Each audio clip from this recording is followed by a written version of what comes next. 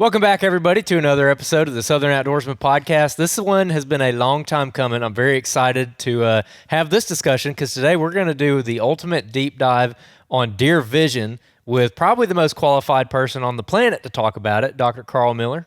Dr. Karl, how are you doing? I'm doing great. Good to be here. Yep. We just recorded one a little while ago, so it's kind of weird. We're just like doing intros again. It's like, anyways, Brian Murphy, how are you doing? Doing fantastic. Yep. Jacob, how are you? Doing great. This is an interesting conversation. This is something I'm very interested to get us into. So, Andrew, how do you want to kick it off? So this originally started, we were looking for biology topics to talk about because I was telling you earlier, Brian, like there's like a hunger for it. Like people really want to know about these things, and particularly deer vision. There's just a lot of, I don't know, maybe misnomers around it. I don't think it's very well understood. And, you know, while the sense of smell is obviously their first line of defense and their best line of defense. We'll discuss that. We're starting off with some controversy. Okay. That's the assumption, but there's some, yeah. It's wrong. All right. Let's get into it. All right, let's talk about it. So first of all, how did you get involved with deer vision? Like what's the story about this? Well, kind of the story, you know, at the University of Georgia Deer Lab, we've been doing deer research on all aspects of deer physiology, deer nutrition, deer habitat use, deer movement patterns. But one thing we've tried to keep a focus on at some point, it's something going on at all times, is a kind of investigations into deer sensory perception. Trying to get inside a deer's head, because that's basically what I wanted to do. I wanted to figure out how to kill them better. You know, so trying to understand how they perceive the environment is key to doing that.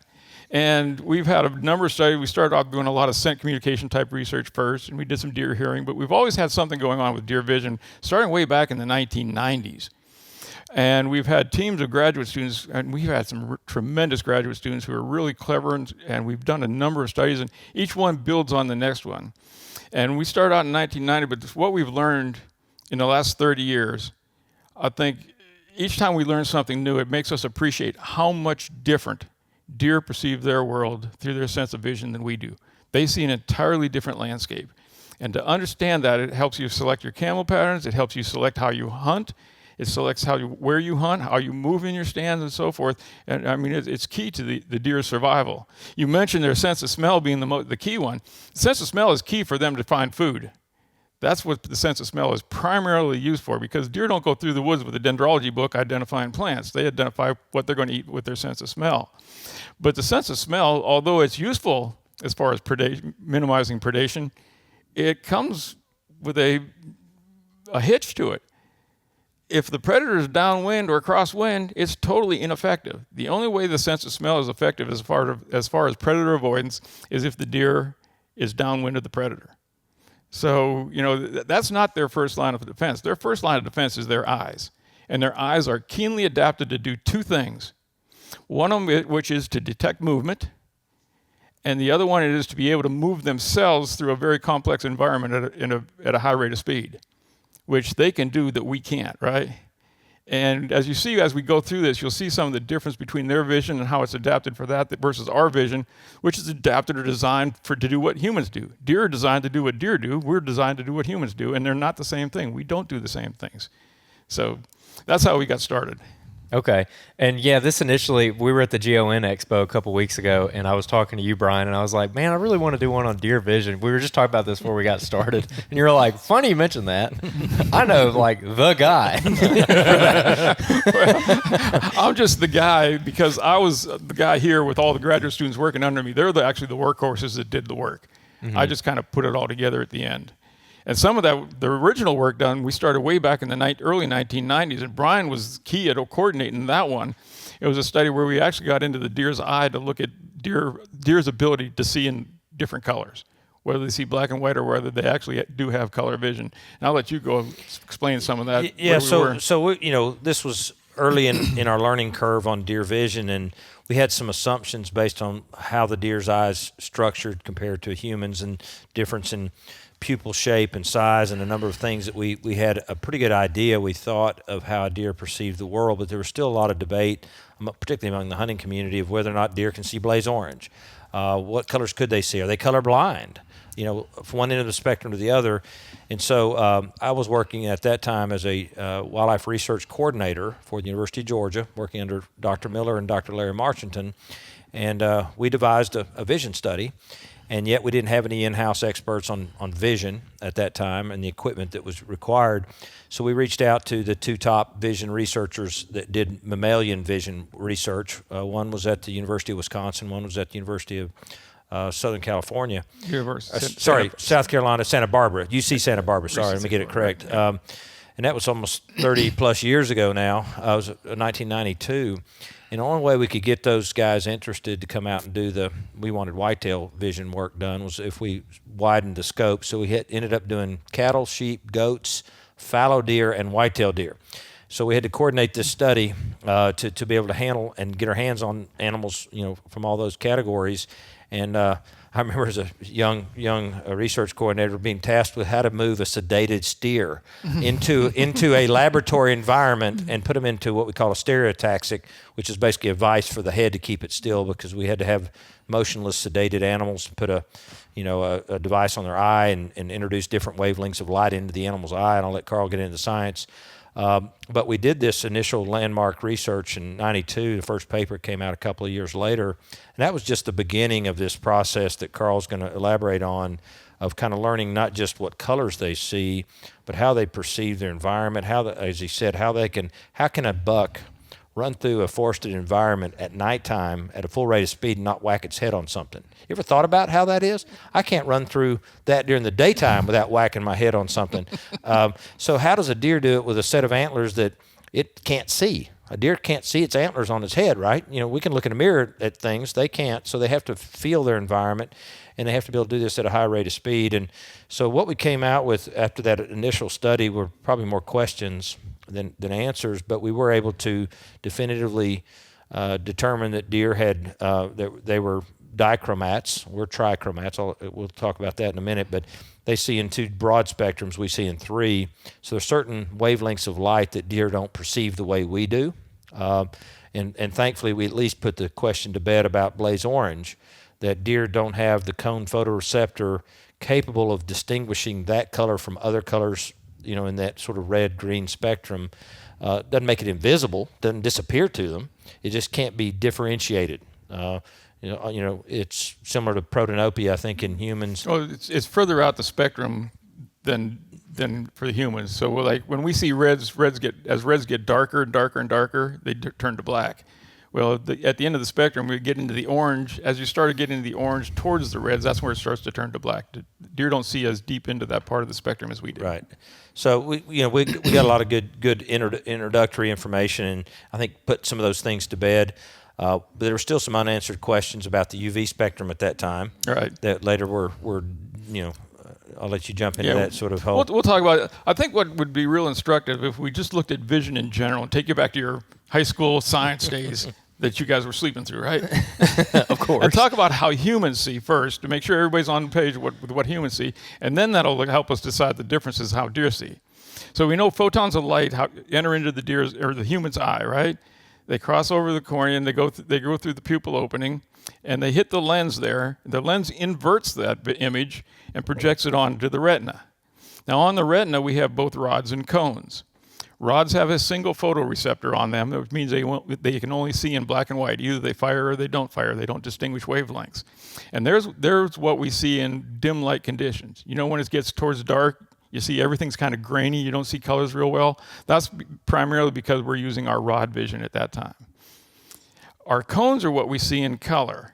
And our cones are focused on a very central point of our eye called a fovea centralis. There's one little spot right in the center of our eye that has an extremely high density of cones. And our cones have three photoreceptors. One peaks in blue, one in red, and one in kind of red, green, and blue, right? So we are trichromats. Now, interesting how our eyes work is we always try to keep the image we're looking at pointed towards that fovea centralis. So our eyes are active all the time. Every time we're looking at something, our eyes are continually motioning. Whether we're reading, we're looking at somebody's face. You don't look at somebody's face, you're looking at a point on somebody's face. And we can accommodate for distance on that, but we actually try to track that spot. That's where we get our visual acuity from because of the high density of cones there, and that's where we get our color vision from. As you move out into your peripheral vision, you lose a lot of those cones that are reflected onto the retina, and we lose some of our color perception. And we get out to about 120 degrees, and we lose our peripheral vision completely. Well, deer's eyes are very, very different than that.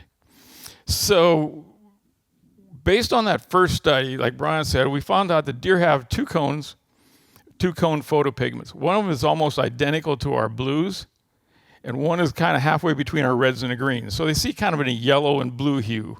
And every other thing they see is a combination of those two. It's kind of like a human with what's called red-green color blindness, protanopia. Okay, that was based on the physiology of the animal. But there are a lot of other things that can affect vision besides just the physiology. We knew they had the physiological capability, but how well they could see those colors was the next big question. So a couple of the things we tried to do is, one of the things we wanted to do is to look at the retina of the deer's eye. Well, let me back up. I'm going to actually add a couple more things that's different between a deer's eye before we get into that. Deer's eyes are adapted to be able to see at nighttime very well. Ours are not. We are a diurnal species. We do not move much at night. Deer eyes can see, for a variety of reasons, see much bigger. They have a wider pupil opening, and you know that an objective lens gathers more light, its light gathering ability increases by the square of the diameter, right? So a deer's pupil opening, if it opens 3 times ours, we give them 9 times the ability to gather light in dim light conditions, right? That's one aspect of it. The other aspect of it is behind their rods and cones on the deer's eye, they have what is called a tapetum. And that tapetum is a reflective layer of cells that reflects that light back out of those rods, over those rods and cones a second time, which again doubles the light gathering ability. So you just went from 9 to 18, right? And you're all familiar with this. You've seen that light, right? It's the deer's eye shine. Not that you'd be doing anything illegal like spotlighting. This is just in your headlights. Yeah. This is just on the side of the road, right? And deer are not the only species that have this tapetum, right? A number of species do. We don't, but night-adapted, nocturnal adapted species, many do have eye shine because that gives them a mirror in the back of their eye to reflect the light back through twice. As Karl said, light goes into our eye, gets absorbed, we get one-time use only. Those species with the tapetum get a double chance to magnify the light twice and to reflect it off that mirror. You think about all the nocturnal species, a cat, a dog, a whippoorwill, an alligator, all these species have a tapetum, and they all eye shine. One thing neat, Dr. Gino D'Angelo, when he was working on his PhD, did some of this work that we're going to talk about. And one of the things he did was dissect out the tapetum and looked at the tapetum in the back of the deer's eyes. It turns out it doesn't cover the whole retina. It actually covers the top part down to the middle of the retina, and that there's not much tapetum in the bottom. So think about why that might be. I'm putting you guys on the spot. Dude, I don't feel qualified to answer this. Okay, remember what I said? Light hits the lens. Inversion. Yeah. Okay. And it inverts it, right? Okay. So light that's hitting the top of the eye is coming from where? Down below. Down low. Light that's hitting the bottom is coming from up above. So there's a lot of celestial light up there in moonlight, and there's just the sky at nighttime can have some light associated with it. What the deer wants to do is accentuate the part that it can't see as well. So it increases that ability. Okay, so that's just a neat observation. Now, the other thing Dr. D'Angelo did as part of his dissertation is he got into the back of the deer's eye and mapped out the distribution of the rods and the cones, particularly the cones, because that's where the color vision comes from. Now, remember I said we have a very centered point, right? It turns out deer do not. Their blue cones are kind of scattered all throughout the retina at a relatively high density, not as dense as we have in our fovea centralis, but kind of in our peripheral vision. But the higher wavelength cones, photopigments, are actually on a band across the back of the retina. They're not concentrated on one individual point because deer don't look like we do. Now, if you coupled that with the idea that a deer's pupil opening is an oval shape along the horizon, and you've got a band along the retina, think about what that does with the deer's ability to see where's a predator going to come from. The horizon. They're not coming from the ground. They're not coming. They don't. Eagles don't take a lot of deer.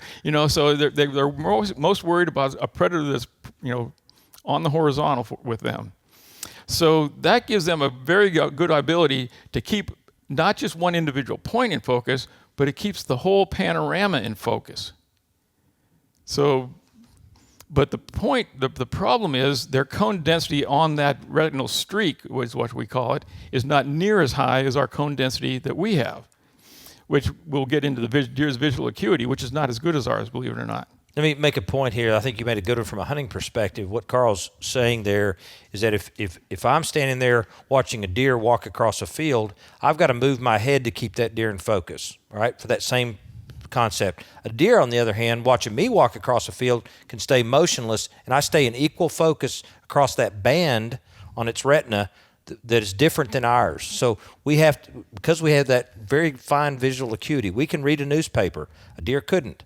They could keep a lot in general focus, but we have to look at a very specific spot. So to keep something in focus, we have to keep moving our eyes and stay focused on it. That's why a deer can stay completely motionless and watch you walk across a field and keep you in equal focus across its band on its eyes that we can't do.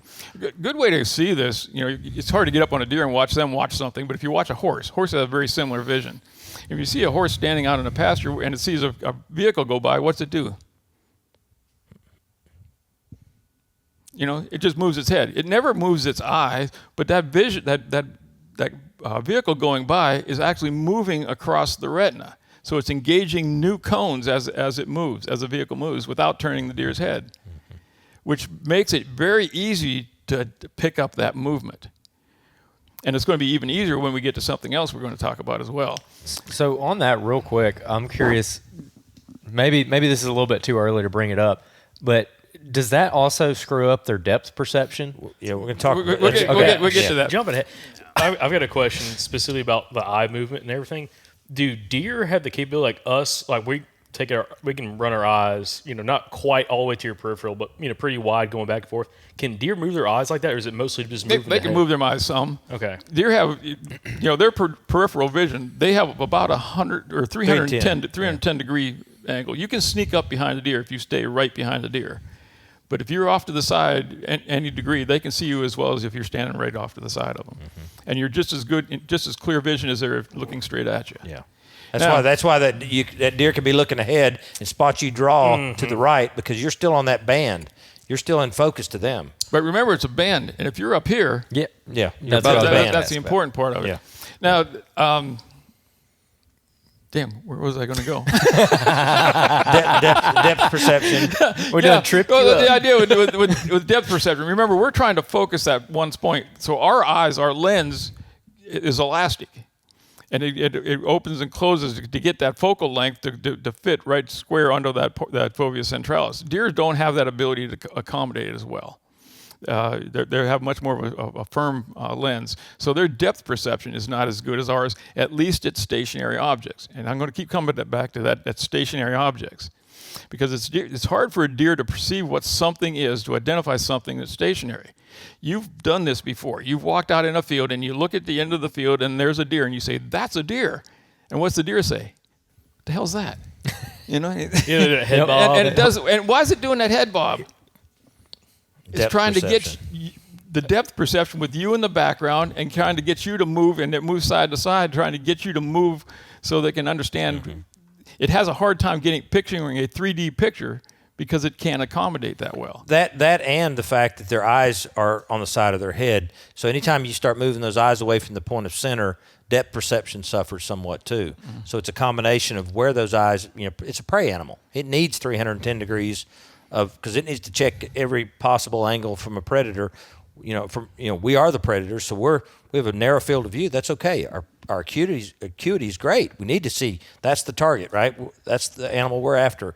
We can't see worth a darn out here, but our eye placement allows us to get better depth perception and better acuity. Deer moving their eyes on the side of their head gives them different advantages. So it's, as we'll get to it at the very end, which is better? There's no right answer. It depends on which animal you are. If you're human, we're better. If you're deer, they do some things better. Yeah, I mean, they don't have to reach down and pick things up and move them and manipulate them and stuff. So their vision is designed for outside, to look at something remote from them. And they get their acuity then, not from looking at a stationary object. We'll talk about a test we did of their visual acuity here in a minute. But they get it through motion. And that motion gives them that 3D image. And it's why they can run through the woods at breakneck speed, because instead of having to follow every stick, branch, stump as they're running, they don't have to look at everything. They see it all play out as a panorama as they're going through the woods. That's just cool stuff. That's cool. Someone needs to make like a deer vision simulator where you can see what that would be like. Does that exist? No, it's not, because you still have to look through human eyes to see that, though. Oh, yeah. Yeah, so unless you want to take your eye out and put a deer's eye in, it's 2024. People are doing some weird stuff these days. I'll tell you, there's some hardcore whitetail hunters that if given the chance, they would have their eyes replaced. Yeah, we probably know a couple of them. That would be really cool, wouldn't it? So if you look on top of that, then, one of the things that our visual acuity and having that really acute vision gives up, you have to give up something physiologically. And we give up a little bit on what's called processing speed. Now, deer don't have to have that real great focus, so that means they have an opportunity to have greater processing speed. And we actually did a study that looked at this processing speed. And it's called a flicker fusion rate.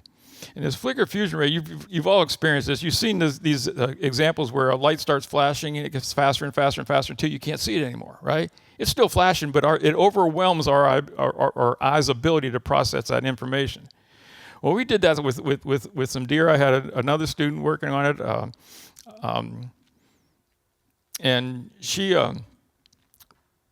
did some of these trials in our deer pens. We subsequently did it again looking at it with another student.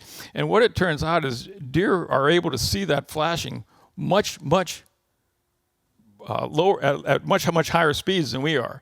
As a matter of fact, it turns out their processing speed is somewhere in the neighborhood of 4 to 5 times our processing speed, which means that if there's movement, they can pick it up 4 to 5 times faster.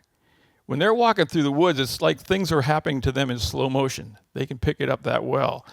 So that processing speed is just incredible, particularly in high light situations. It's not that much better. It's better in low light situations, but really high in high light situations. And that processing speed, you hear about people saying they had a deer jump an arrow, right? And everybody thinks that they've heard the bow, right? Well, I got to thinking about that, and the sound of speed is not that much faster than an arrow. So by the time the sound gets there, that arrow is just about there too. It doesn't really give them time to duck it.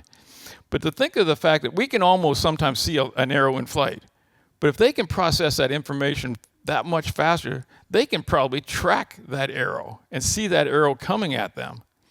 Or at least they can see after the release, they see the bow move and the bow drop and stuff like that, and they can respond to that so quickly, their response time, because as soon as the stimulus hits, they can hit the ground.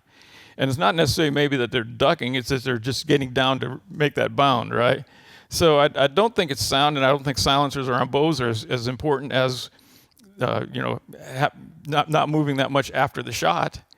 Or maybe using camouflage arrows. I don't know, or supersonic arrows. I don't know, something beyond the deer's ability to see them.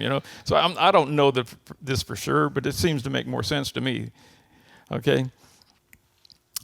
So that carries us up to another study that we did. We know that deer had the physiological capabilities to see blues and green and yellows. Okay, but what did they actually see? So we had to design a study actually to get inside the deers and let the deer tell us what they see. And I had a really clever graduate student at the time named Brad Cohen, who's now a professor up at Tennessee Tech. But he designed what we call a deer training apparatus, which works on a food reward. When the deer makes the right choice, it gets a reward. When it makes a wrong choice, it doesn't get a reward. So we set this thing up where we had 2 bins and we had lights over the bins. And when a trial started, there would be a buzzer goes off. The doors would open, and whichever one had the light on, if the deer went up to feed at that one, it was allowed to feed. If it went to the one that didn't have the light on, the door closed. It wasn't allowed to feed. So we trained the deer to respond. If it sees a light, it can eat. We just started with a white light. Well, then we worked with the Ever-Ready Energizer, and they were real gracious to work with us, and they actually had their labs in China come up with these very specific LEDs for us that had very specific wavelengths. And we tested them into the blue part of the spectrum and into the red part of the spectrum to see how well deer could see out in either one. And we ran these trials at different intensities of the light and at different wavelengths of the light over and over and over again. And it worked so well with one, we built 8 of them.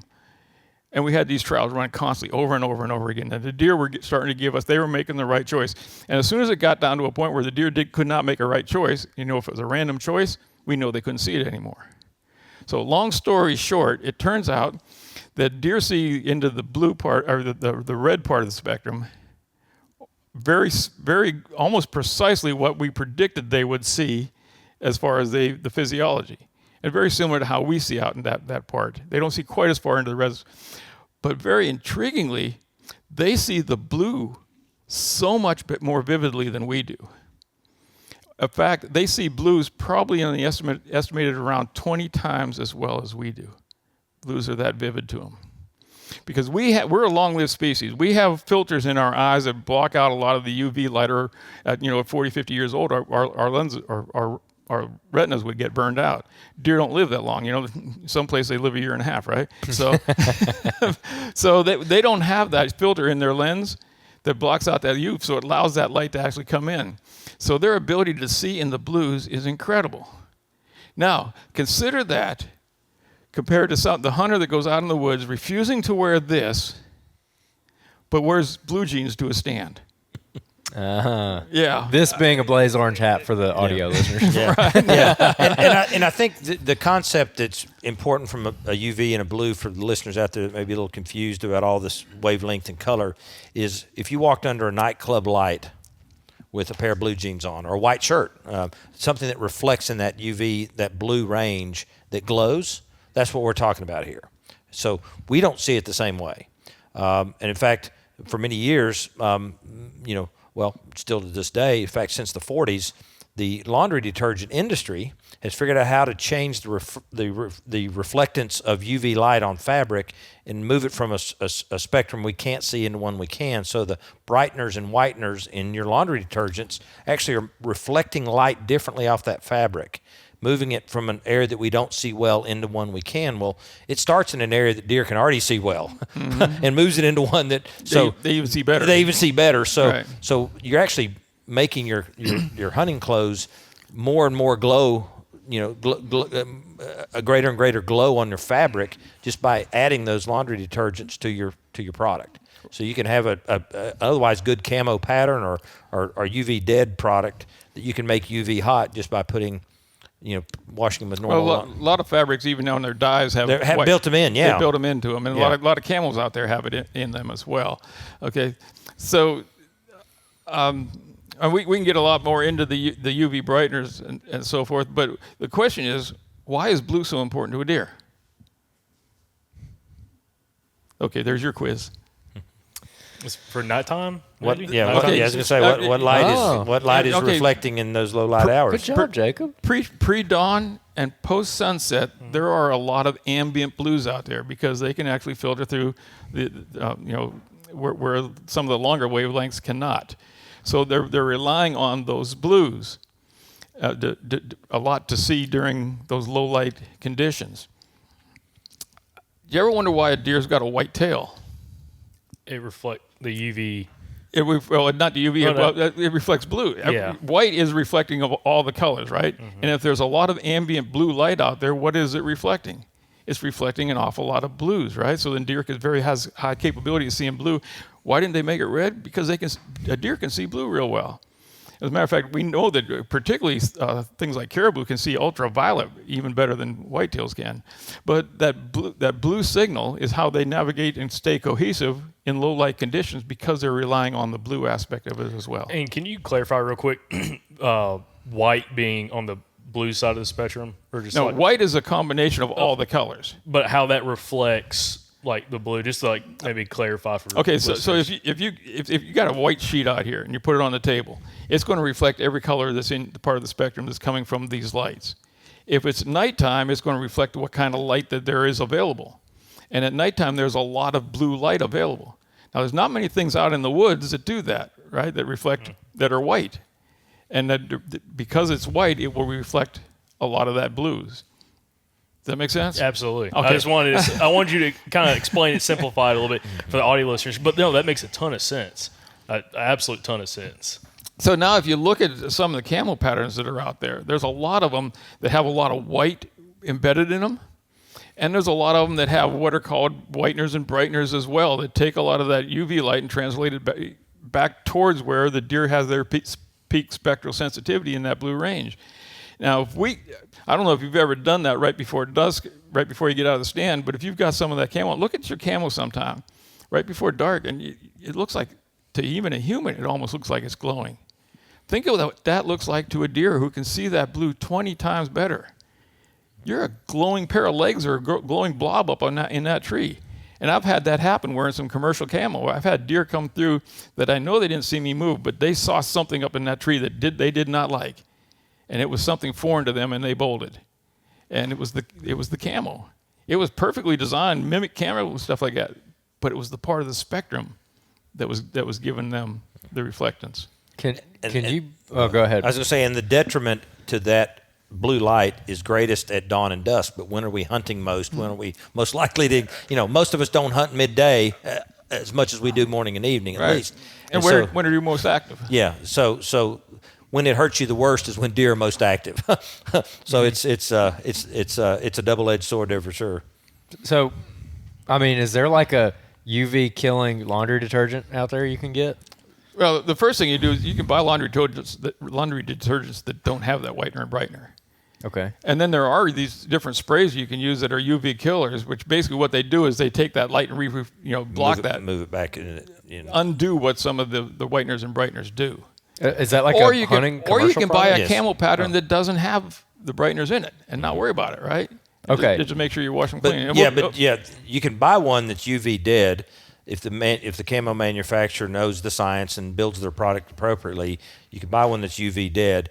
But however, you can make that UV hot by washing it in a UV enhanced product. And again, what's the most common color of laundry detergent? Blue. Blue. That's for a reason, folks. Again, since the 40s, that industry has learned how to move the reflectance of light on fabric from an area we don't see as well to one we see better to make it look brighter to our eye. All that's doing is making it much, 20 times brighter to a deer because they already can see it in the spectrum that we don't see the difference in. They're already doing well there. And then all of a sudden you move it even further into that spectrum that they see better. You're just asking for trouble. Mm-hmm. That makes sense. I feel like there's so many times I've gotten busted that makes sense now. It's not always you. All right. Well, let me mention just a couple more studies here that are just been completed. Some of them haven't been published yet, but I had one student, Dr. Erin Watson. Now she just graduated from the University of Tennessee with her doctorate, but she was on her master's down here. She actually used those same deer training apparatuses to look at visual acuity, how well deer can see. Now you can't get a deer to read an ABCD chart like in your eye doctor, but we use what's called spectral contrast sensitivity, where we could get them to look at grid patterns at different widths based on the distance they were, and as long as they could tell it was a grid versus a solid color, we knew that they had the capability of seeing at least at that degree of specificity. And it turns out after using these same treatments and doing it over and over again, deer have a visual acuity that's roughly equivalent to what we would have a 20/60 or 20/80 at a stationary object. At a stationary object, they almost have to have corrected lenses to get a driver's license. Think about it. Now people think, well, no, deer have great vision. Well, yeah, they do.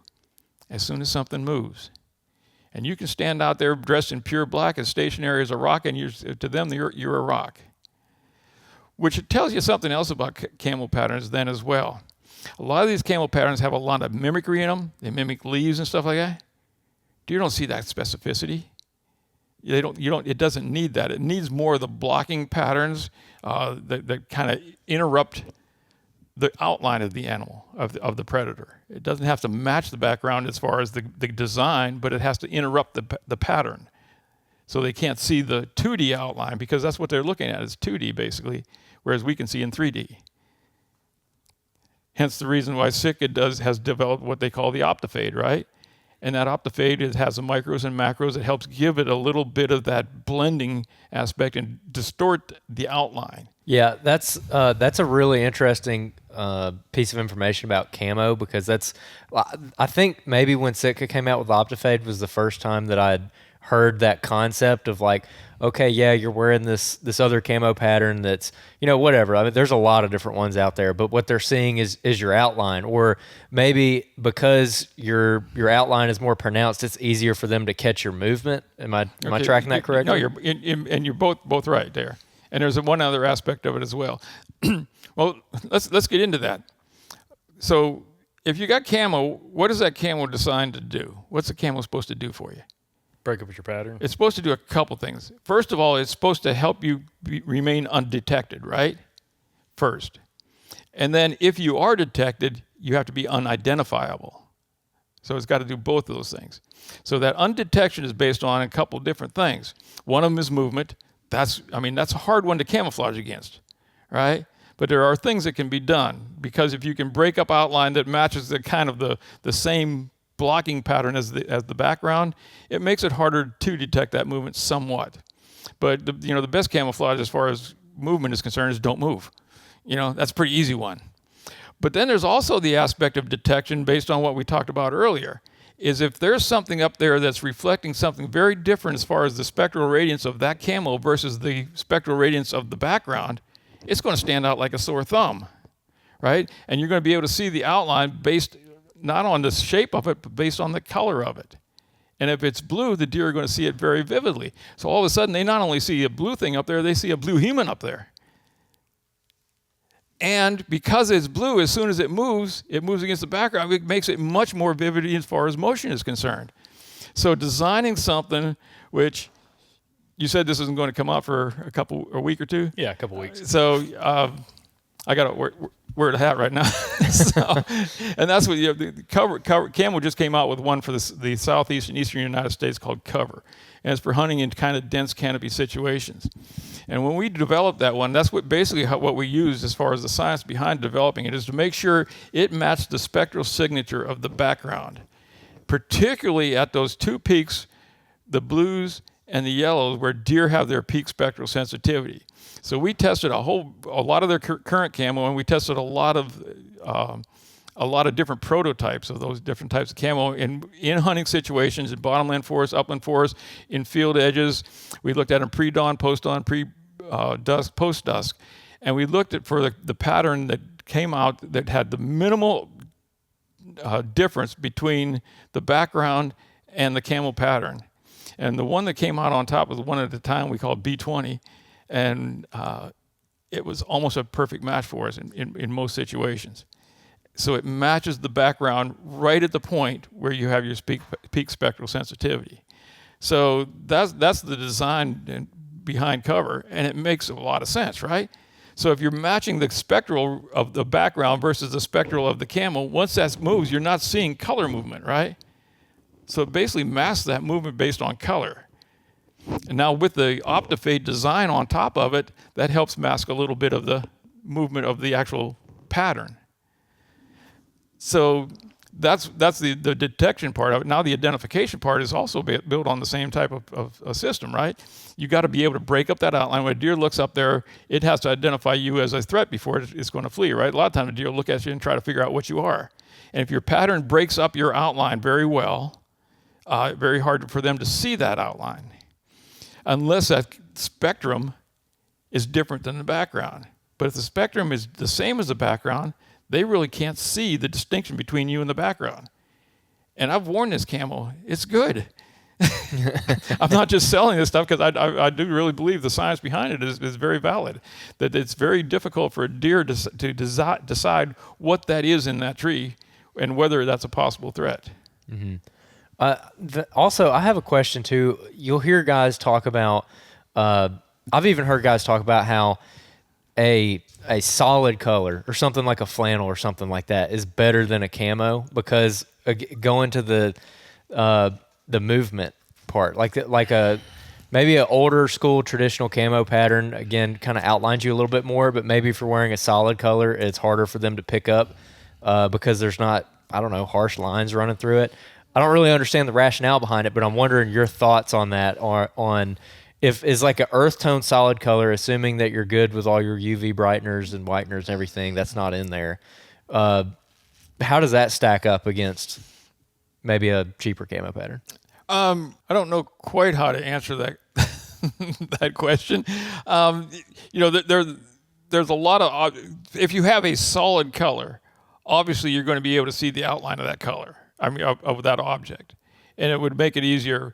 I think something that had a blockier style to it would be much more valid, where you had large blotches of different colors, as long as they match the background as well, because that kind of obscures the outline. The identification of a human or a predator by a deer is based on its perception of what that outline is. And if you can obscure that outline, it makes it harder for it to identify, and it also make it harder for them to pick up movement as well. And it may look more like even a branch moving when a squirrel jumps on it. So I think in a blind situation, for example, a black, a lot of hunters that hunt in ground blinds and things in particular wear black clothing. I think that's ideal. Because if your background's black, you're blending in better than putting on a camo pattern that doesn't fit in that environment, particularly if that camo pattern has different context and shape and color. You're going to get busted way quicker wearing camo in a ground blind than you are as long as your background is dark, right? So I would agree with that strategy in general for sure. And heck, the old red and black plaid hunting coats of the 70s is actually quite good camo. Based on what we know deer can see, that red, because of their inability to see into those long wavelength colors, the red, they're not seeing the red as we see it. So they're, it's not as good as some of the modern camos perhaps, but it's not bad compared. And the other thing is the fabric itself. We haven't talked about that. Mm-hmm. A lot of people say, well, blaze orange isn't bad. Well, that's true. As a general rule of concept, they don't see it as blaze orange. But if you're wearing a $2.99 plastic vest that's reflecting light off the material, not the color, the material, then that's a problem. It's just like the glare off a gun barrel duck hunting, right? There's certain things that are different than the color. It's the reflectance of light. Fabric, that what we call surface flash, yes, is very important as well. And doing something would have the fabric appropriate that is not reflecting from the surface, because you get two reflectance off of any fabric. You get the reflectance of the color that it's not absorbing, right? And then you also get a flash off the surface. Well, there's certain things like Berbers and stuff like that are not going to have that same type of flash as something like a nylon would. Nylon's going to have a very good flash on it. So you make sure you choose that camo appropriately, because when you get that white flash, what is that white flash? That's flash is reflecting all the colors of the spectrum that are available at that time, including at dark or at dusk, the blues again. So you get a blink of blue up there, So consider the fabric of the camo you're buying as well. Is there like a type of fabric where someone could go look in their closet right now and look and see if they have like one of the bad kinds? I mean, you can you read the tag and see what it is? I mean, you can take it out and look out, put it in the sunlight or put a flashlight on. You can see that reflectance off of it. Okay. Yeah. So while I can't see something like blaze orange, the fabric might just kind of show up better for them, like glow. Yeah. And where it's legal, I mean, it's still a big block of unbroken color. So you may not see it as orange, but a big blaze orange vest with just straight orange, it's probably easier to detect because it's an abnormal shape of the same. So they won't be seeing the color, but they may be seeing something different on you. So it's not legal in every state, but if you had the luxury of camo blaze orange or something like that, it would be slightly better. By the way, could y'all clarify, Karl, maybe you can do this. How do deer perceive blaze orange and reds? Like what color spectrum? Since they can't see that spectrum, what is it resemble to them? They can see in this part of the spectrum. Okay. But it's not near at the peak of their spectral sensitivity. It's further out of their sensitivity. Like I said, as we see deeper and deeper into the reds, it gets darker and darker, right, into black. It starts to do that into the oranges and the reds with deer. So this is not going to be near as vivid to a deer as it is to a human. Okay. So it's not like it's going to be gray or anything to them. It's just a more dull color. Yeah, find somebody that's red-green colorblind, ask them that question, But those things further out on the spectrum, like the reds and the greens, are harder for them to distinguish between. And particularly in the fall when there's a lot of oranges out there as well, that's not much different than leaf color, So this match is relatively good. Blue doesn't. Yeah, back to Carl's comment about red-green color blindness in humans, we think deer are pretty similar. So if you had a ripe tomato on a green vine, they couldn't distinguish by color. Okay, and the same would if you put a blazed orange hat in there, it'd be hard for them to pick that out of that same general group of colors, right? It would blend those together much more similarly than ours. And it's also important to keep in mind that color is something that we have defined. We call things colors. Mm-hmm. It's just reflectance of light, right? Reflectance of different wavelengths. Different wavelengths of light. So we have to always be careful of calling something. We call it a color. Well, it is because that's what we call it. But it's not exactly a color. It's a wavelength of light, right? So how we perceive it and what we call it is very different than how a deer or these other species that are dichromats would see the world. It's different. It's not necessarily better or worse. Let me clarify something about the UV as well. It's clear that from our testing that deer can see further into what we call the ultraviolet. That means ultraviolet means we don't see it, right? And it's somewhere around 400 nanometers or less.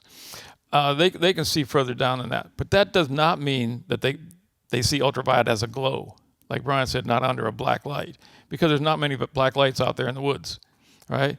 Think about it. When we see blues, and as those blues get deeper and deeper, further down the wavelength, they turn to purples, they turn to violet, and they turn to black. And you don't see them near well. Well, that happens further down the spectrum with deer. So they see, as they go down into those ultraviolets, they become less and less vivid to them. Although they can still see color there, it does not mean that they glow. The point of where you're glowing is where you're at their peak of their spectral sensitivity, is back into the blues. And then that speaks to what Brian was saying about those brighteners and brighteners that move in that UV into the visible part of the range, what we call the visible part of the range. Gotcha. Okay. I have a question that I don't know. It might be kind of a dumb question, but I'm very curious about how their depth perception, how they just perceive the world and movement and everything, how it might affect someone who's maybe interested in hunting off the ground and maybe they're not using a pop-up blind. Maybe they're brushing in a natural blind. Based on what you've learned about how deer perceive their environment, is there a right or a wrong way to brush in yourself? Front cover, back cover, all the above, all that good stuff. Look, I just piqued his interest. So. Yeah, just get under a brush pile, man. Climb up in a slash pile and you're good to go. Yeah. Obviously, at that point, with the brush pile, the biggest challenge is going to be concealing motion versus concealment, right? So how you're going to set that up to conceal the motion? Being behind something makes it a lot easier than concealing in front of something, right? So you need to have a lot more concealment in the front aspect of it, but you also got to make sure you don't have where you can have a distinct movement in the backgrounds, so they can see you with the background moving behind it. If the whole thing moves as one, it's harder for them to distinguish.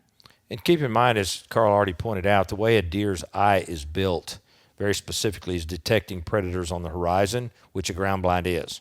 Tree stand, you definitely have an advantage. They don't normally look up for predators. They will. Mm-hmm. We've all been busted in trees. They will look up, but it's not their natural inclination because most of their threats come from the ground.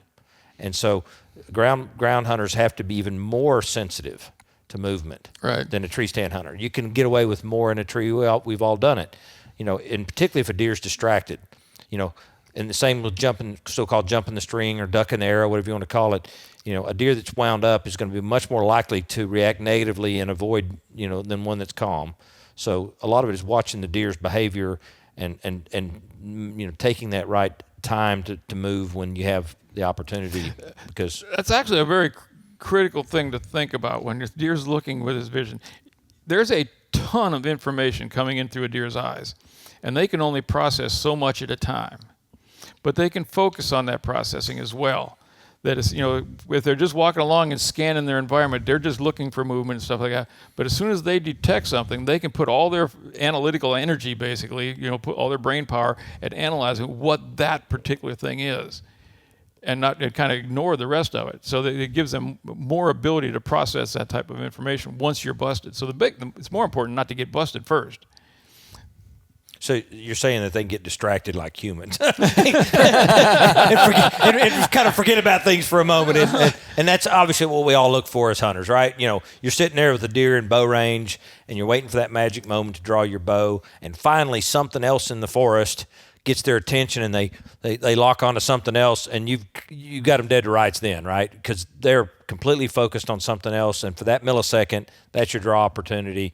But other than that, a deer that's on edge, walking through that knows something's there, if you try to draw on that deer, 9 times out of 10, you're busted. Yeah. You better to wait it out until you get that moment, and even if they walk past you out to maximum of your bow range anyway, than to try to draw with one that's wired. Because if they're wired, all their senses are at full alert, and that 310 degrees, keeping you in focus the whole time, you know, ears wide open, rotating those. I mean, you've got every alarm bell going in the world at that point. Another thing to keep in mind as far as tree stand hunting too is the angle that you're approaching. I mean, if you're 20, 25 feet up in a tree and the deer's right under you, there's no way they can see you.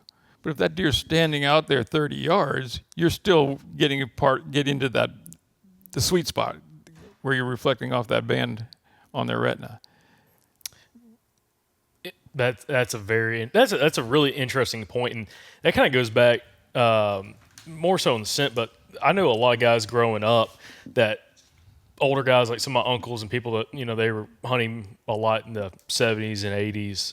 About before anyone was ever discussing scent control, is climb as physically high as you can get in a tree. Specifically talking gun hunting. And you're just out of line of sight, and hopefully your scent is drifting past them or above them, whatever. Especially with thermals, and you have some kind of advantage in that circumstance. That's the big thing. There's so much movement of wind in the forest between upward thermals and downward thermals, in morning and evening, and eddies and so forth. It's pretty hard if the wind's moving at any to mask your scent. The best thing is to be downwind. Mm-hmm. Just hunt smart. Mm-hmm. I've got another question too. I mean, it could be hunting in trees, but also ground hunting. When it comes to somebody wanting to break up their outline using something like a ghillie suit or a leaf suit, how important is camo pattern specifically for that? When you're hopefully, I guess the thought process behind it is your outline is literally being disrupted by the material you itself. You have no outline anymore. Okay. Right. So it could be like black. It could be solid black. A ghillie suit is great. Other than if it's black, you're going to be able to pick up the motion of that solid color, right? Moving versus something that's got a lot more edge to it. Okay. And just make sure it doesn't have any difference in reflectance of the spectrum as well. So it's the shape of it, but it's also the spectral reflectance. Okay, I gotcha. But a ghillie suit is a great camo. Oh yeah, we're going to use them this year. We're fired up. Okay, so do you have anything else on site right now? Is there anything else we're missing on site? Yeah. Any other studies or anything else that y'all are looking to potentially, or anyone else is potentially trying to look into deer vision? Yeah, we have. And this is just a hint of some data that we have. But we have another student, she's just finished up some stuff at UGA, Dr. Blaze Newman. And one of the things that she did was she looked at deer's movements through their environment based on the spectral availability in that environment at different times of the day. Because a forested situation versus an open situation versus where you got a patchy situation can have a very different availability of different parts of the spectrum. And she found that basically they tended to avoid moving through parts of the parts of their environment where there was a lot of spectral reflectance, particularly into the blue part of the spectrum. I think it was into the blue part. I'd have to remember.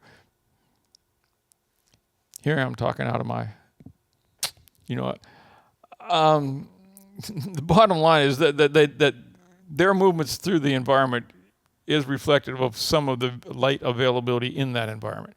Now, obviously, if they're going to feed in certain places, they have to go through different environments, but there is a little bit of selectivity. There are some places they would rather go than not, based on the spectral reflectance. Was there any examples that what examples did she find that they were kind of avoiding because of that? I'd have to go back and reread that. Now you left us with a cliffhanger. See, now. now we're quizzing you. Yeah, this was done down in Florida, so I mean, this has to be repeated. I'm just throwing this out there as a hint that there might be something the deer are making selection of the habitat use that they use, based partially on light availability. Okay. That it's one of their considerations. Now, obviously, food availability and predator avoidance are the top two, but the light spectrum might have some impact on it as well. Okay, very interesting. I'm trying to think, when it comes to deer vision, I mean, I don't know how applicable this would be, but if a deer gets an eye injured, like we've all had trail cam photos of like a one-eyed buck, got an eye poked out. With a deer with one eye, I mean, I can't imagine how much harder it is for him to live and try to survive. But would anything change? Of course, how much they could perceive, vision around him. That 310 degrees would get cut down in half. Right. But is there anything else, like when it comes to like eye injuries or anything like that could be prone to like other issues, or like is there any kind of diseases or anything that affects it? Not really. A deer lost an eye would lose some of that binocular vision, which helps you with depth perception. But they don't have a fovea centralis like we do, so they don't have as good a depth perception to begin with. So with one eye, a deer just turns its head, and it can probably accommodate for that as well, just by looking in that direction where its other eye used to be. So I don't think a one-eyed deer would have that much of a problem. Okay. There's examples of blind deer that have survived. I mean, I think a one-eyed deer would survive at nearly equal rates. Obviously, it's more subject to predation, getting ambushed from one of its blind spots. But in general, I think it would be a fairly nominal challenge for a whitetail. Okay. I think they can move. One-eyed humans, we can just move our head a lot more. We're still seeing the world as long as one eye's good, one kidney's good. That's why God designed us with duplicity. Exactly. That's right. Yeah. That's right. Yeah. Always got a spare. So I'll tell you one unique thing about deer vision that's kind of cool. Doesn't affect vision, but I've only actually personally seen one and photographed it, a doe with amber-colored eyes. Deer have dark-colored eyes. One in so many tens of thousands have this beautiful amber, light brown, chestnut-colored eye, and they look like devils. I mean, they really look different. So if you see one, you catch yourself lucky. They're rare, but they're really cool. Oh, here's another cool thing. How deer have their head pointed like this, or their eyes have a slit on the horizon. What happens when the deer puts its head down? That slit. No. They have a process called cycloversion, where as they put their head down, that eye stays level. Whoa. It turns in their head. Really? So they can maintain that horizon? Mm-hmm. Interesting. Yeah. That's wild. Okay. So even when the deer's got its head down, it's looking not at the ground, it's looking out. That is fascinating. Interesting. I thought you were going to say that they can see up and down better. That's why I get busted drawing on them all the time. They're under that feature underneath that water catching you. Oh, man. So is there anything else that we're missing on deer vision? Because, there's a lot of information, but it's really, I feel like, very applicable for someone to have a better perspective of what their capabilities actually are, especially after some of the research. Mm-hmm. Is there any other data points or anything that you found interesting, especially through some of the studies? Yeah, I'm trying to think of anything else that'd be appropriate at this time. There's still so much we don't know, obviously, and it's obviously we can't get inside a deer's head to determine exactly what they're seeing. Everything I've told you is our best guess at what the data interpreted as. That what we think is going on when we get the data. So there's still a lot more to learn, obviously, particularly as it relates to what part of the spectrum they can see and how they utilize their environment and how they utilize their sight for everything they do. You mentioned that when you got into the field, you were interested in learning more about deer so you could get better at hunting them.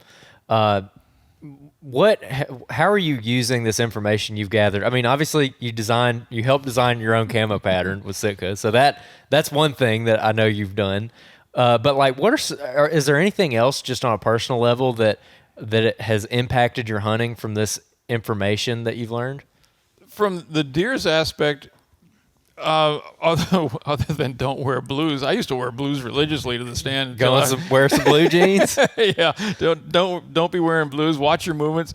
And I think one of the biggest things that I've learned, and not necessarily related to vision, but it's related to how you enter and leave a stand, what you do in a stand, and every interaction you ever have with a deer.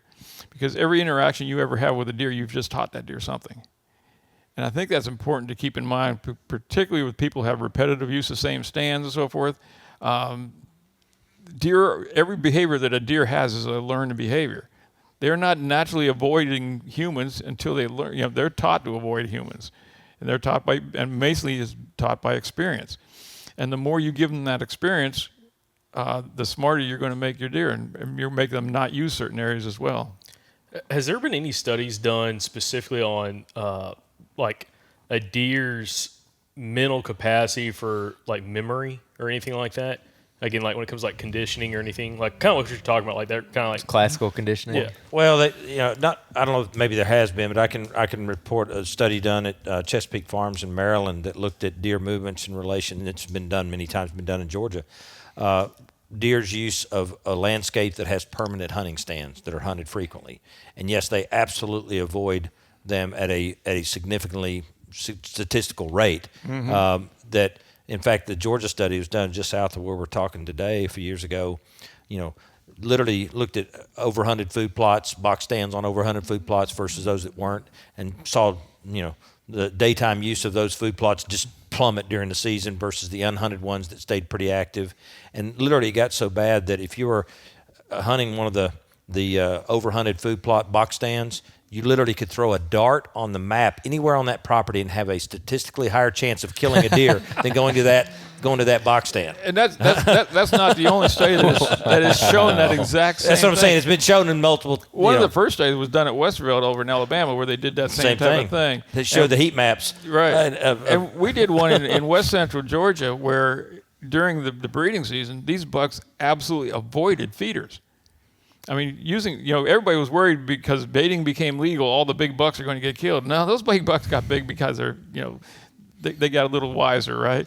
And they avoided a lot of those bait stations. They might go by those bait stations a ways downwind, check them out to see if some of the does have gone in there, but they would, same type of situation, the worst place on that property. And it was almost an unhunted property, very, very lightly hunted property, but the worst place would have been over a feeder or a food plot. Mm-hmm. Yeah, it's pretty bad when you can throw a dart on a map. And how many of us have experienced that situation? We got a novice hunter that knows nothing about the property, goes out and randomly sits in the woods and kills a big buck, right? Or they're trying to gar hole some kid at the club. Yeah, exactly. We're going to put him in that spot because nobody sees anything there because nobody's ever gone there. Yeah. Think about what that's telling a deer, So there's many places right behind camp. Right behind the pinout board. Yeah, right. I mean, how many times has that happened over the years to folks? And so, there's no question that deer can learn your behavior if you repeat that behavior. Go ahead. No, you keep going. I just got a thought that I question a lot of times. Like, they say, what kind of color light should I use when I'm walking into my stand? Ooh. I don't think it matters. Deer aren't afraid of light. How many get hit by vehicles with these great big lights coming at them? I mean, it's not that they're running away from light. They don't run from lightning bugs. They don't run from lightning. They don't run from street lights. That deer are not inherently afraid of light. So I don't think it really matters. I would use a dimmer light when I walk in. I don't worry about what I use. We know that they can see blues real well, so probably in the reds if you're really worried about it. They have no concept that of a light moving through the woods, that there's a 180-pound human behind it carrying a weapon. They don't know that. All they see is that light. The same reason that they see on the side of the road, they're looking. They don't know that there's a ton of vehicle metal behind that light, because all they see is the light getting bigger like this. So unless you teach them somehow through walking in and making a lot of noise, of course, with your cadence and stuff like that they can tell that you're something different. The light's not the important thing. It's being quiet and try to be scent free walking in there. I was going to say scent free. I'm convinced that if you condition a deer with that light is equal to the smell of a human, then I think there can be a learned behavior there.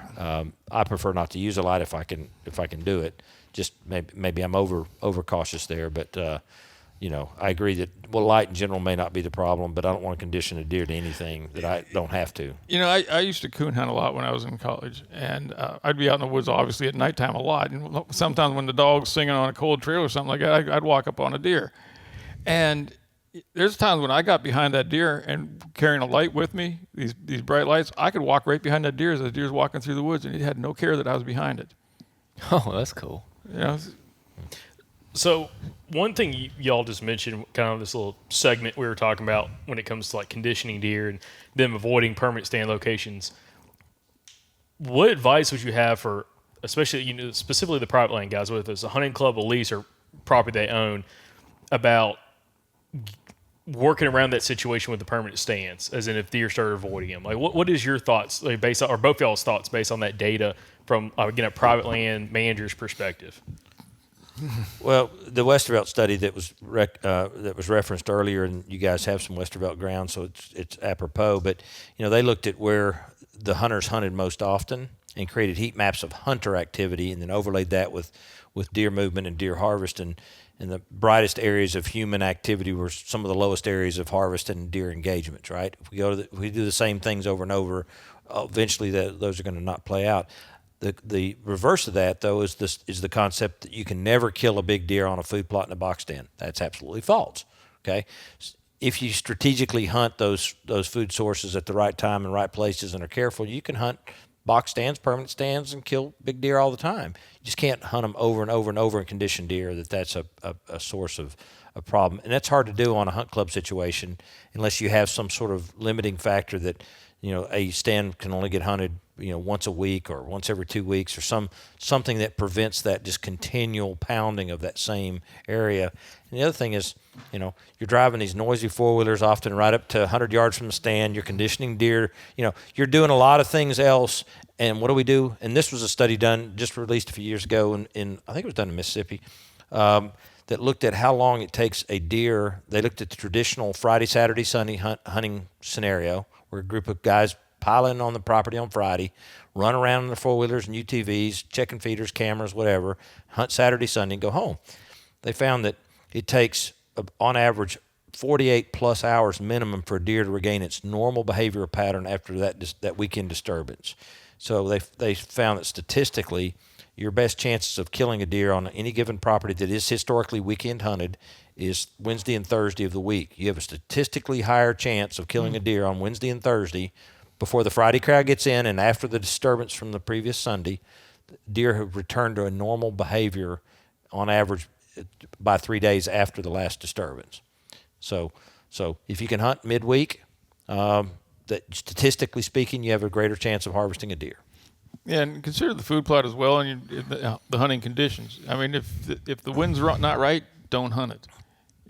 Only hunt it where where the deer are going to approach from upwind. Consider your access to and from the stand, particularly as you're leaving the stand in the evening. Make sure you have a place where you can get down and get out of sight before you get busted from the stand. Have your food plots. Your stands don't have to be out in the middle of the food plot. They can be tucked into a corner or something like that, where you can actually sneak away without disturbing any deer that might be in the field that you may not decide not to take or might not even have seen.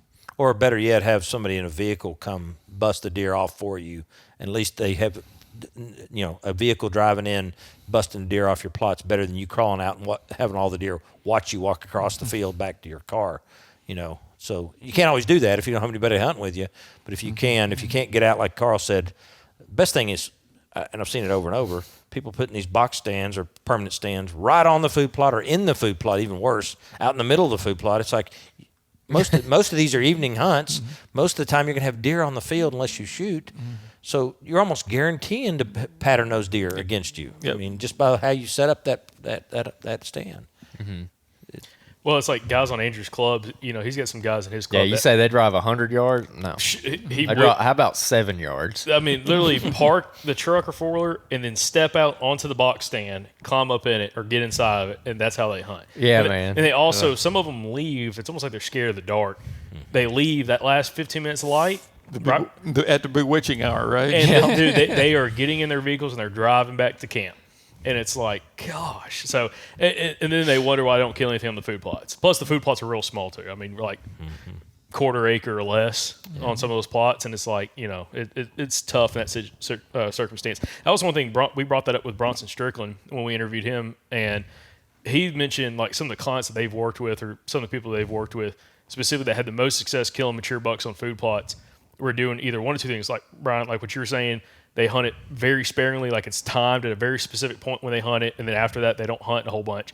Or they set up where they are specifically gun hunting, where they can shoot 100+ yards into the food plot, where they're way back off the food plot, up a roadbed, way in the woods, and they cut lanes where they can shoot way up into it, but then they can slip out and they're not close enough to be able to be seen or heard by those deer in the plot. Most of our stands on my hunting property employ both of those two strategies.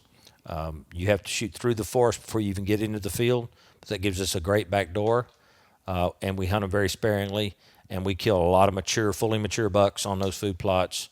But we wouldn't if we hunted them like a traditional hunt club hunts them, sticks them out in the wrong spot, overhunts them, lets deer bust them frequently, But those two simple things can make permanent stands almost unpatternable, because you're not giving deer a consistent pattern enough to make it a pattern.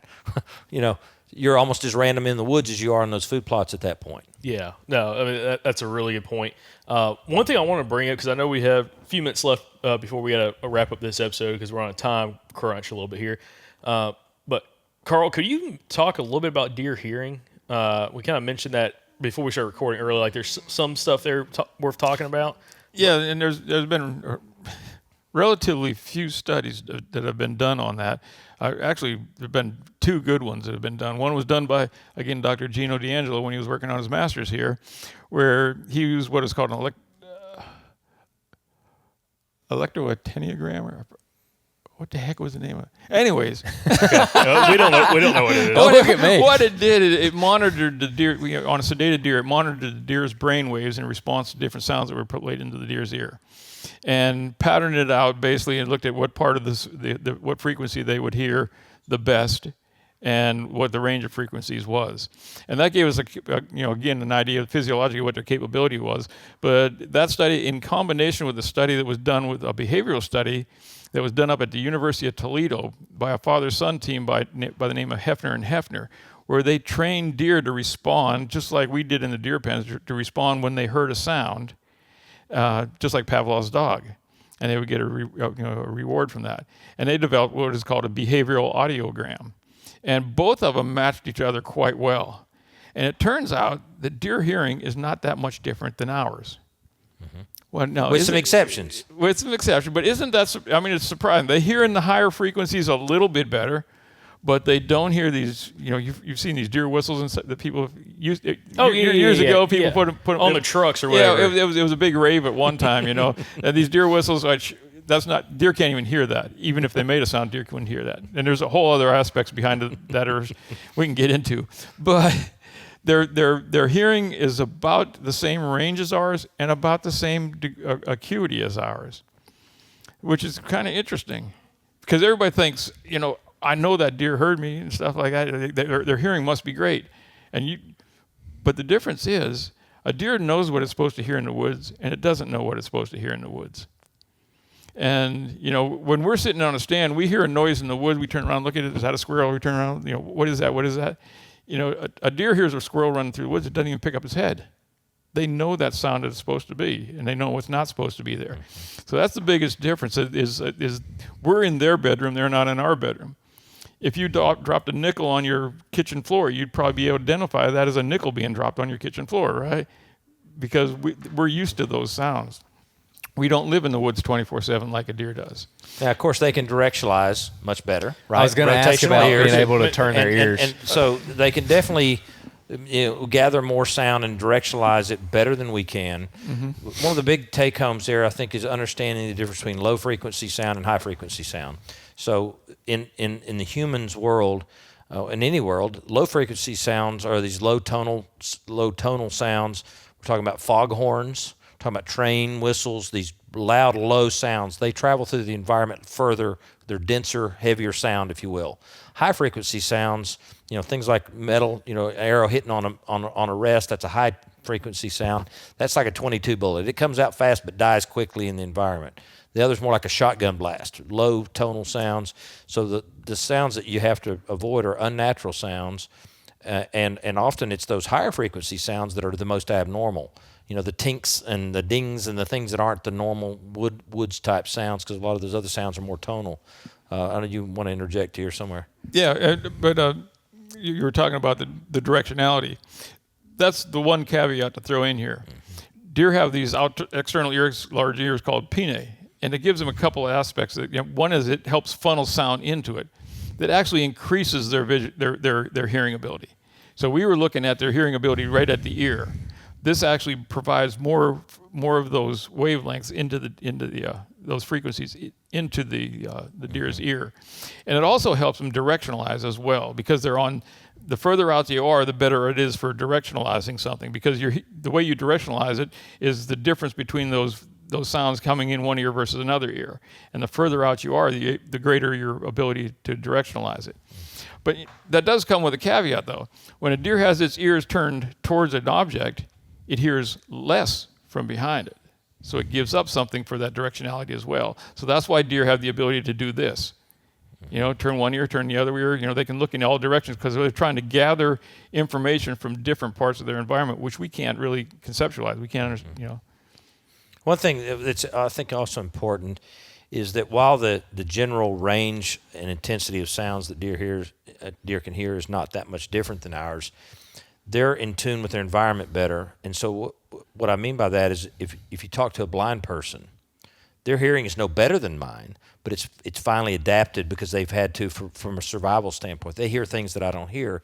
And so what I do early in the deer season, I don't hear as well as I do later in the deer season. And I think all hunters realize that, if not subconsciously, that as you train yourself to listen and to separate normal sounds from abnormal sounds, and I actually practice it. I sit in the deer stand and think about it and try to separate every sound I can, and with my eyes shut, thinking about what I'm hearing. And as the season progresses, I become a better predator. My predatory skill improves as the season goes. I become more attuned with my environment. My hearing improves. My sight ability to pick up movement gets better. I'm training myself. Deer does it every day of its life. Mm-hmm. We only do it seasonally as hunters. But if you think about it, you become better with your eyes and your ears, and not so much with our nose. Our noses are a joke compared to a deer's, but certainly our eyes and our hearing can definitely improve with the season if you will train yourself and think about it. It's a trained skill. Mm-hmm. Yeah, one thing that you mentioned is the deer know what they're supposed to hear in the woods, and I'm curious if y'all have ever done this, but one thing that I've started doing in the last I've probably been doing about 10 years now is if I just cannot be quiet walking to my stand, I'll just yelp like a turkey every once in a while, and oh my gosh, does that work good. Like, that works real. I think it's because like a turkey is such a, like, everything eats a turkey, right? And they're very skittish animals, you know. So I think if they hear like a turkey sound, they're like, okay. And also we walk on 2 feet. Turkey walks on 2 feet. So that's worked really well for me, because it's always hard, you know, if we don't have a predetermined path to our stand. Like if I'm not going to a permanent blind or anything, and I'm bushwhacking to get to a new area on some public land or something, sometimes you just cannot be quiet. You know, you just have to bust through some brush. But that's worked well for me. I don't know if y'all have ever tried that before. But. Also, another thing you could do is pay attention to what a deer's cadence sounds like versus a human's cadence. Mm-hmm. A deer's cadence is 4 legs, right? Ours is you know, coming into a stand. And deer can tell the difference in that as well. And I have at times, I've had the experience a couple of times, especially when I was doing my research up in the mountains, I would have a stick with me, you know, and I would kind of mimic that 4-step beat. A couple of times during the rut, I've had bucks come running towards me because they thought that might be another doe that, you know, that I need to check out. So, I mean, they can identify, you know, potential predator or a potentially other deer by their ears as well. Interesting. Man, we're running super short on time here. I got one last thing. I know we just got a couple minutes. I want to make one point about grunt calls while we're talking about hearing. Okay. So the 2 studies Karl referenced, there was one other done at Texas A&M that all looked at deer hearing and all came up with the same results that we've shared. But one of them did test the frequency that the average grunt call makes and found it to be right in the peak sensitivity of a whitetail. And you'll know that I mentioned the difference between low frequency and high frequency sounds. A grunt call is a low frequency sound. It travels in the environment further than a high pitched sound. So a grunt call, when you make it, goes further in the environment because of its frequency, and it's right in the peak hearing sensitivity of a whitetail. So grunt calls are very specific for their tonality as well as the volume. So don't be afraid to get on it a little bit, but also know that your call is going further in the environment than you probably think it is. Yeah, that's like you calling so quiet last year, right? Like, yeah, I love calling deer. It's like you don't have to be as loud as you think you have to. Correct. I was going to add one more thing. Another thing that's right in the peak of the deer's hearing ability is this. The brushing up of the fabric against the tree, or your brushing of your fabric. So again, it comes back to fabric as well. Choose your fabric accordingly as well. If your fabric is really noisy, that's right in their sweet spot to hear. Several years ago, I worked with Sitka, and we redesigned their phonetic system based on deer hearing, and we reduced that engagement distance. What we call the engagement distance, how far a deer could hear that before it attenuated. What we're talking about, it disappeared, that a deer could hear it, and we reduced that by about, I forget, 20 or 30 yards. So minimizing that sound is, again, critical. It's particularly in that part of the deer's range where their hearing capabilities is best. And the human voice also, particularly male voices, we've all had experienced this, where you've got often a female or a child that has a lighter, squeakier voice that doesn't travel very far, right? Somebody with a dark, deeper voice like me, or louder voice, it's going to travel farther in the environment. Way further. Listen, have you been in the woods? I've been in the woods so many times, and also I hear these two guys talking. I'm like, where? You feel like they're like right in your back pocket. It happened to me last year. Some guys came in with a coon dog. I think it was coon dog. I don't know, but they were 250 yards, and they're just talking, and it sounds like they are on top of me. And they weren't even like screaming loud, but they had that real deep voice. Yeah, and it carries. Well, and that speaks, we'll get back to these deer whistles on the side that people put on their vehicles. They're supposed to make a sound in a ultra high frequency. Well, the thing that we're talking about is called attenuation. And these very high frequencies get attenuated very, very fast, these really high pitched things. So for that, to adapt to that attenuation, for that deer whistle to make a sound loud enough to project in front of that vehicle at 60 miles an hour, it would have to be so loud it would shatter every window in that vehicle. And besides, most of them work in a passive way where the air going through it causes the sound to come out of the back. Yeah. So even if a deer heard that, the deer be on the side of the road, and what the hell was that? And they tested them, and a lot of the early models didn't even work. Didn't even make a sound. Yeah. But they're outside our hearing capability, so we couldn't hear it. We had to test it. So it's a perfect sales pitch, right? Deer can't hear. You can't hear it, but the deer can. Oh yeah, man. Okay, great. Well, it didn't even have to work. you can't prove it. Some people buy anything on hope, don't they? Yeah, absolutely. Well, we are at time, gentlemen. So again, I greatly appreciate you guys joining us for another episode on the podcast. Karl, one last thing. If listeners want to go find some of these studies that have been published by you guys, where do they go to find that kind of stuff? Some of obviously most of this stuff has been published in the scientific literature, so you'd have to go on to Google Scholar or something like that, and do a search under each one of these aspects of deer vision, or under my name or something like that, and those papers will show up. Now they're going to be written as scientific studies that aren't going to be necessarily adapted for a hunter's applicability, but you have to infer that yourself. But I think doing stuff like, I've done a number of these types of podcasts as well, and this information is getting out there, the kind of stuff you guys are doing. I mean, this is a great resource for us to get the information that we're generating out to the general public so they can actually use what we're finding. Yeah, one other good place where a lot of this has been written up in a more popular semi-scientific form would be on the National Deer Association website. So any of the printed material that they've got cataloged on these subjects could still be available, so you could find it there, and just Google Dr. Miller's name with some of this stuff, and there's been some articles written here and there over the years in various popular and semi-scientific magazines, and you can find it if you look hard enough. Okay, fantastic. Well, gentlemen, thank y'all again for joining us on the podcast. Listeners, thank y'all for listening. Viewers, thank you for watching. We'll catch you back here on the next episode from the Southern Outdoorsman Podcast. Remember, guys, y'all stay Southern.